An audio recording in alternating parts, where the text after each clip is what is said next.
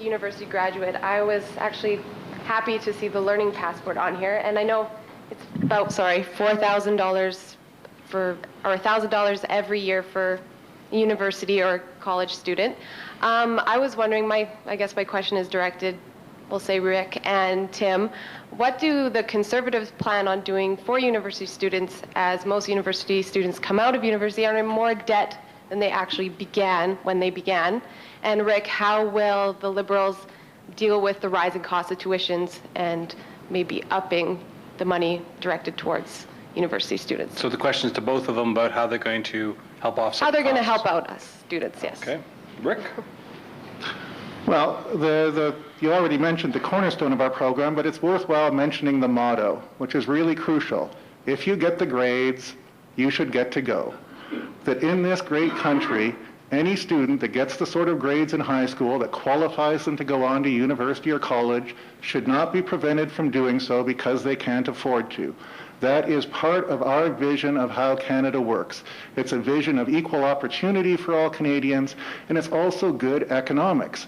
You're probably all aware of the forecasts. Okay, you look a few years down the road, 70, 80, the number keeps increasing, % of jobs require some post-secondary education. If we're not giving kids the education now, then we already have.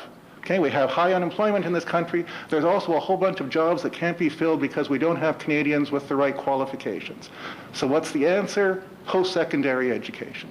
Okay, so that program of making sure that every student has $1,000 a year is the cornerstone, but it is part of a broader vision that will look at things like helping students pay off debts and so on. So that's the key thing, but it's a signal of a broader commitment that I, as a university professor, I think we do a fairly good job in this country. I do get in my class, it's a fairly good mix, but it's, there's a lot more solidly middle-class students at the University of Alberta than clearly working class and even more clearly underemployed, unemployed families. Those kids don't show up much. We need to get those kids decent education at the high school level in the first place, and we need to make sure that they can afford to go to university.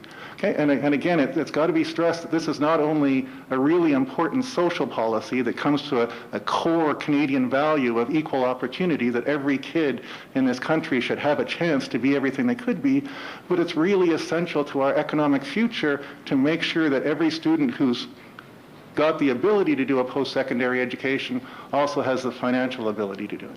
Thank you. Now, I'll just note that James, Chris, and Paul have only had one question so far, so we believe in equal opportunity and picking on would-be politicians. Sir.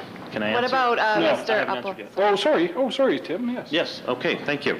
Just trying to get my fair share here. All right, well, I'm just talking. Everyone's getting picked on, so. Sometimes you get cut off in the House of Parliament, too.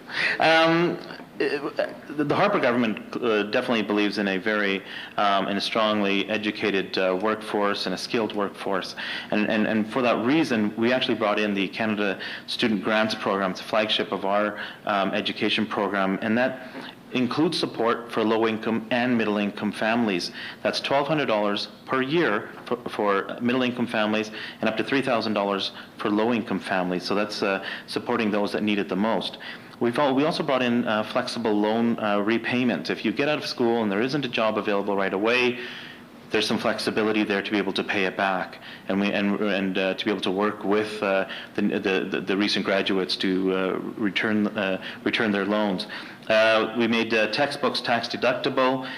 And further than that, just from universities, we wanted to make sure that people in the trades also are able to take advantage of this. So we brought in a trades grant of up to $2,000 that those are involved in trades, because we know that's very important as well. We also put more money into Canada's summer jobs. This year, including in this riding here, we received more money for Canada's summer jobs, so students can get those jobs in the summer to help them pay for their education, and also committed and invested in the economy to make sure that there's jobs available. The question is to Tim Uppal and James Ford. The issues for me, one of the main things I'd like to focus on tonight and in this election are on the personal qualities of some of the candidates. We heard earlier comments about the importance of statesmanship, and something I don't see enough of. I see a lot of politicians in the world. I don't see too many statesmen.